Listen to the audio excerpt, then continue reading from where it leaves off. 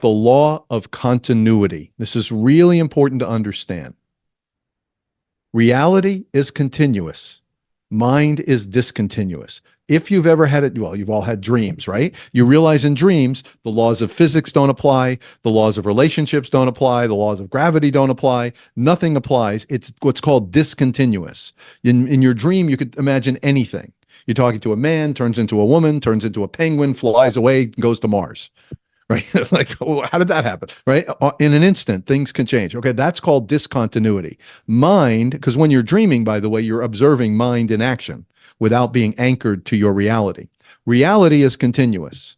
So if somebody wants to change, I just overheard, I won't name any names, but somebody said something about, I want to overcome my fear. Okay, so I have fears today. I want to be more self-confident tomorrow.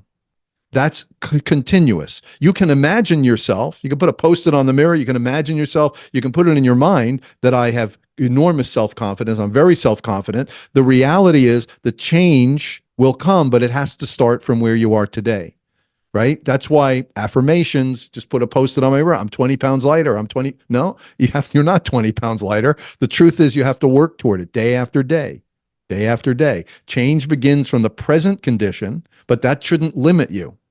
And as long as you have new thoughts and support them with new actions and habits, you will actually notice that the reality bends to your desires. Reality can bend because it's vibrational in nature. It doesn't have to be the way it is. It's the way it is because that's what we're thinking. Reality can bend, and you'll see how it happens. The thoughts that you hold in your mind control your destiny. And the cycle of mind, again, another way to think of the cycle of mind is mind controls reality, and reality conforms to mind. So as you change your thoughts and you change your actions, reality will conform to those new thoughts.